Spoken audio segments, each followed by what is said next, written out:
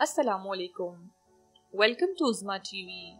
Viewers, Titanic 14 April रात 11 बजे तक सेफली सफर करता हुआ न्यू फाउंडलैंड के करीब पहुंच चुका था। टाइटैनिक की ट्रेजेडी में कौन कौन से अनासिर शामिल थे और इन अनासिर के साथ कैसे हालात ने इस ट्रेजेडी होने में अपना किरदार अदा किया, वो हम इस वीडियो में जानेंगे। फ्लोटिंग आइस के बावजूद टाइटैनिक अब अपनी फुल स्पीड पर सफर कर रहा था। उस वक्त अमूमी तौर पर यह ख्याल किया जाता था कि फ्लोटिंग आइस या ड्रिफ्टिंग आइस बड़े जहाजों के लिए खतरा नहीं है। बर्फ से तसादुम भी गैर मामूली नहीं था और यहाँ तक कि बर्फ से बिल्कुल सामने से टकराव भी खतरनाक साबित नहीं हुआ था। 1907 में जर्मन लाइन्स के एसएस क्रोनफ्राइज का बो यानी कि जहाज का अगला हिस्सा बुरी तरह एक आइसबर्ग से टकराया था, मगर इसने अपना सफर पूरा किया था और कैप्टन स्मिथ ने 1907 में कहा था कि वो किसी ऐसी सूरत हाल का तस्वुर भी नहीं कर सकता जिसमें कोई जहाज डूब जाए, क्योंकि मॉडर्न शिप बिल्डिंग इन सब से बहुत आगे निकल चुकी है। 14 अप्रैल की रात 11:40 पर फ्रेडरिक फ्लीट, जो कि एक लुकआउट था, उसने टाइटैनिक के बिल्कुल सामने आइसबर्ग देखा और फौरन ब्रिज को अलर्ट किया। फर्स्ट ऑफिसर विलियम मर्डक ने जहाज को आइसबर्ग के गिर्द घूम कर ले जाने और इंजन्स को रिवर्स करने का हुक्म दिया। व्यूअर्स, याद रखें, इंजन रिवर्स करके जहाज को रोका जाता था और जहाज के रुकने का टाइम 3 मिनट और 15 सेकंड था। फर्स्ट ऑफिसर ने जो हुक्म दिया उस पर फौरन अमल किया गया, but it was too late. जहाज की स्टारबोर्ड साइड यानी कि राइट साइड आइसबर्ग से टकराई, जो कि वाटर लाइन से नीचे थी, और उस जगह से पानी अंदर आना शुरू हो गया। जहाज के 5 वाटर टाइट कंपार्टमेंट्स ब्रीच हो चुके थे। तो जल्द ही ये अंदाजा हो गया कि जहाज डूब जाएगा, क्योंकि जहाज 4 से ज्यादा कंपार्टमेंट्स में पानी भरने के बाद तैर नहीं सकता था। जहाज का पहले अगला हिस्सा, जिसे बो कहते हैं, वो पानी में डूबना शुरू हुआ और फिर पानी एक कंपार्टमेंट से दूसरे में दाखिल होता गया।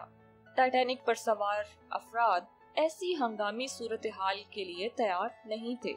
जहाज की क्रू ने कैप्टन स्मिथ के ऑर्डर पर लाइफ बोट्स तैयार करनी शुरू कर दी, मगर जहाज पर सिर्फ 20 लाइफ बोट्स थीं, जो कि 2224 मुसाफिरों के लिए नाकाफी थी। उस वक्त जहाजों को वाटर टाइट कंपार्टमेंट्स के साथ बनाया जाता था और इन जहाजों को अनसिंकेबल कहा जाता था, और बोर्ड ऑफ ट्रेड्स के रूल्स के मुताबिक जहाज के वजन के हिसाब से उस पर लाइफ बोट्स को रखा जाता था, न कि मुसाफिरों की तादाद को देखते हुए।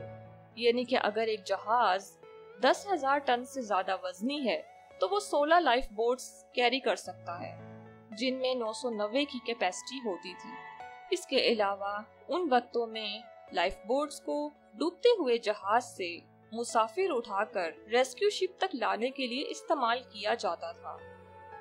टाइटैनिक 15 अप्रैल 1912 को सुबह 2:20 पर समंदर की सतह से गायब हो गया।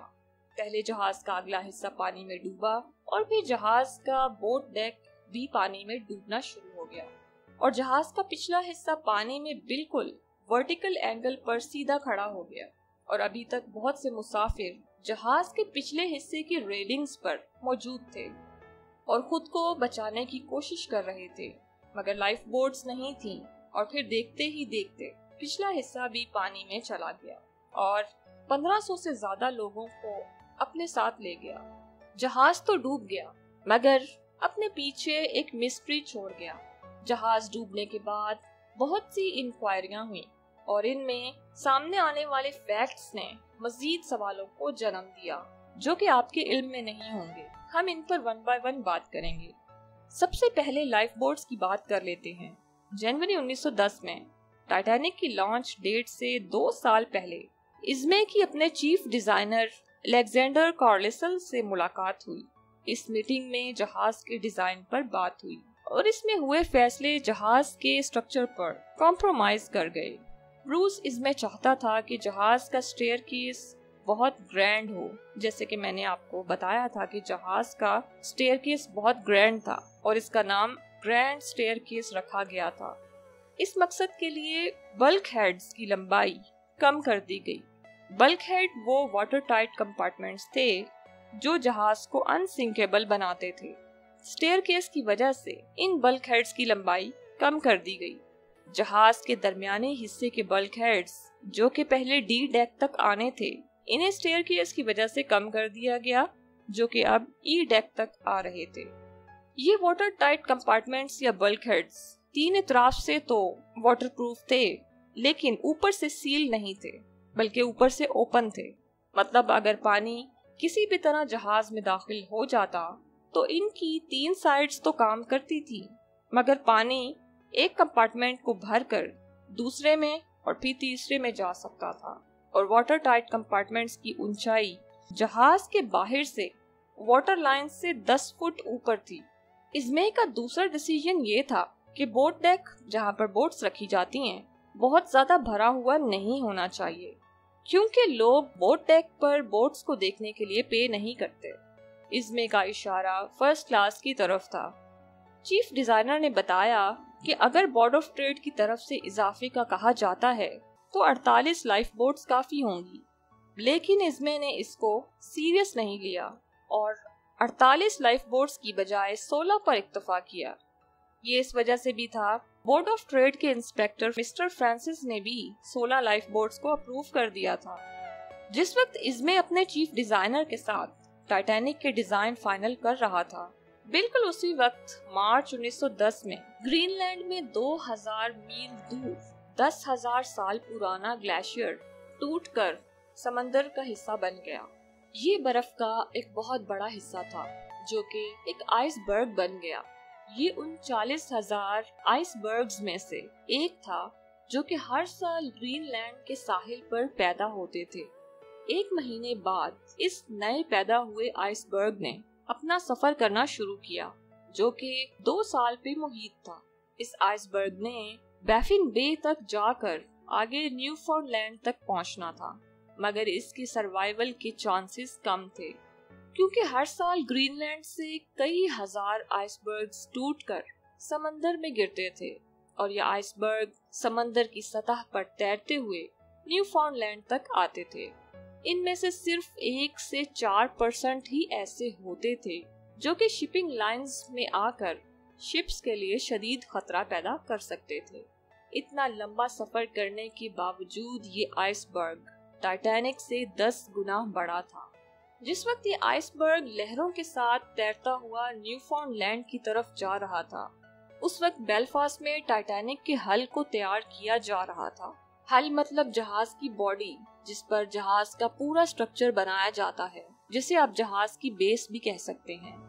टाइटैनिक बिल्डर्स जहाज के हल को स्टील प्लेट्स से बनाना चाहते थे, क्योंकि स्टील आयरन से ज्यादा मजबूत होता है। इन स्टील प्लेट्स को स्टील रिवर्ट्स यानी कि स्टील के कीलों से जोड़ा जाना था, और ये काम सिर्फ एक बड़ी न्यूमैटिक रिवेटिंग मशीन से ही मुमकिन था।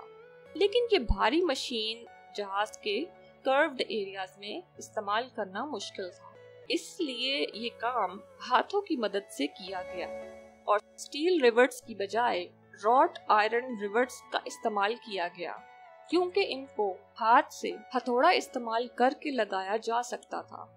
लेकिन ये तरीका उस वक्त हर जगह अपनाया जाता था और जहाज इसी तरीके से बनाए जाते थे, मगर किसी ने सोचा नहीं था कि इस तरीके से भी जहाज डूब सकता था। ये दरियाफ्त 1996 में हुई, जब एक एक्सपीडिशन टाइटैनिक के मलबे तक गया और वहां से आयरन रिवर्ट्स लेकर आया, और इन रिवर्ट्स को जब लेबोरेटरी में टेस्ट किया गया तो पता चला कि आयरन रिवर्ट्स स्टील रिवर्ट्स के मुकाबले में प्रेशर नहीं ले सकती थी।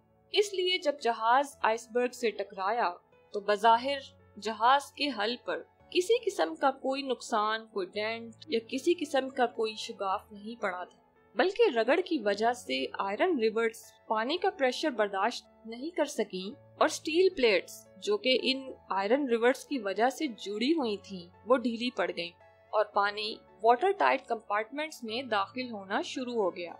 ये तो बात हो गई जहाज के स्ट्रक्चर की खराबियों की, लेकिन इसके अलावा जहाज के अमले ने क्या गलतियां की उस पर भी कुछ बात कर लेते हैं। टाइटैनिक के पहले सफर में ताखीर की वजह से जहाज के कैप्टन स्मिथ को आखिरी वक्त में अमले में कुछ तब्दीली करनी पड़ी और ये तब्दीली भी उन मुश्किलात में इजाफे का बायस बनी।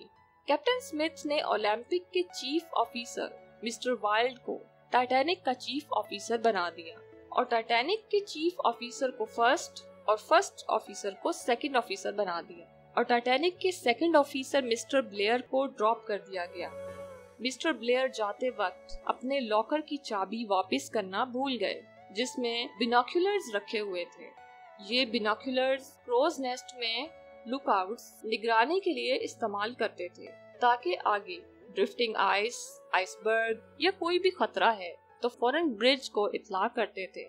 इंक्वायरी में जब सेकंड ऑफिसर से बिनोक्यूलर्स के बारे में पूछा गया कि क्या जहाज पर बिनोक्यूलर्स मौजूद थे और कितने मौजूद थे, तो उसका जवाब था कि हर सीनियर ऑफिसर के लिए एक और ब्रिज पर भी एक मौजूद थे। जब इंक्वायरी ऑफिसर ने पूछा कि अगर ब्रिज पर मौजूद थे तो ये बिनोक्यूलर्स रोज नेस्ट में लुकआउट्स को भी दिए जा सकते थे, तो ऑफिसर के पास कोई जवाब नहीं था। इसके अलावा जहाज के 2 वायरलेस ऑपरेटर्स जिनको मार्कनी कंपनी ने हायर किया था, जहाज की ऑपरेशनल मैसेज के साथ साथ मुसाफिरों के जाती मैसेज भी भेजते थे और यहाँ से अपनी इजाफी आमदन कमाते थे। ये मैसेजेस सिर्फ फर्स्ट क्लास और सेकंड क्लास के पैसेंजर ही अफोर्ड कर सकते थे, क्योंकि थर्ड क्लास पैसेंजर्स सिर्फ अपने टिकट ही अफोर्ड कर सकते थे। इन ऑपरेटर्स को जब किसी दूसरे जहाज से किसी किस्म की आइस वार्निंग मौसूल होती तो ये उसे फौरन नोट करके कैप्टन तक पहुंचाते थे। 14 अप्रैल सुबह 9 बजे दिन की पहली वार्निंग क्रोनिया लाइंस की तरफ से थी। इस जहाज ने बर्फ और आइसबर्ग की जो लोकेशन दी वो टाइटैनिक से 1 दिन दूर थी। ऑपरेटर ने ये वार्निंग नोट करके कैप्टन तक पहुंचाई। कैप्टन स्मिथ, जो कि उस वक्त ब्रिज पर मौजूद थे और बाकी ऑफिसर्स के साथ एक लाइफ बोट ड्रिल की बात कर रहे थे, जो कि दिन 11 बजे थी। कैप्टन ने लाइफ बोट ड्रिल कैंसिल कर दी और कहा कि उसने चर्च सर्विस अटेंड करनी है और लाइफ बोट ड्रिल कैंसिल करने की कोई वजह नहीं बताई। कैप्टन के इस फैसले ने बहुत सी जिंदगियों को दांव पर लगा दिया, क्योंकि किसी भी इमरजेंसी की सूरत में अमले की लाइफ बोट्स की कोई ट्रेनिंग नहीं थी। इस दिन जहाज को 5 आइस वार्निंग्स मिल चुकी थी और आखिरी वार्निंग उसी एरिया की थी जिससे टाइटैनिक बढ़ रहा था। ये आखिरी वार्निंग जो कैप्टन को मौसूल हुई, उसने ये ब्रूस इस्मे को दिखाई। इस्मे ने इसे भी इग्नोर कर दिया। जब इंक्वायरी ऑफिसर ने इस्मे से पूछा कि कैप्टन ने इस्मे को वार्निंग क्यों दिखाई, इस्मे का जवाब था कि शायद इंफॉर्मेशन के लिए। ऑफिसर ने पूछा कि आप आइसबर्ग के एरिया में दाखिल हो रहे थे और खतरा भी मौजूद था, तो क्या आपको जहाज आहिस्ता नहीं चलाना चाहिए था? जिसके जवाब में इस्मे ने कहा बिल्कुल। तो ऑफिसर ने पूछा कि फिर किस वजह से आपने आइस वार्निंग के बावजूद रात के वक्त जहाज को सेम स्पीड पर चलाया, जब आपको पता था कि आगे ड्रिफ्टिंग आइस और आइसबर्ग्स हैं? इस्मे का जवाब था कि कैप्टन आइस एरिया से जल्दी निकलना चाहता था और वो नहीं चाहता था कि अगर जहाज को स्लो किया जाए तो जहाज धुंध में फंस जाए। व्यूअर्स, जहाज रात के वक्त आइस वार्निंग के एरिया में फुल स्पीड पर चल रहा था और लुकआउट्स के पास बिनोक्यूलर्स भी नहीं थे। और इंटरेस्टिंग बात कि आसमान पर उस रात चांद नहीं था, इसी वजह से किसी किस्म की रोशनी भी मौजूद नहीं थी। सवाल ये है कि कैप्टन जहाज को कमान करता है तो इस्मे ने कैप्टन को क्यों कंट्रोल किया?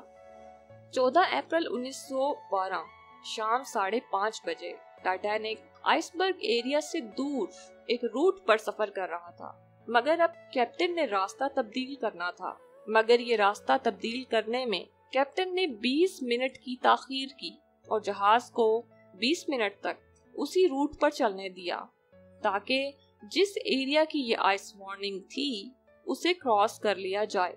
20 मिनट बाद कैप्टन ने रूट तब्दील करवा दिया। कैप्टन का ख्याल था कि उसने जहाज को आइसबर्ग एरिया से दूर दूसरे रास्ते पर डाल दिया है, मगर वो जहाज को गलती से उसी रूट पर ले आया था जहां आइसबर्ग तैर कर पहुंच चुका था। کیپٹن کو یقین تھا کہ وہ جہاز کو گلف اسٹریم کے سیف ایریا میں، جہاں کوئی آئس برگ موجود نہیں ہوتا، وہاں لے آیا ہے، مگر ایسا نہیں تھا۔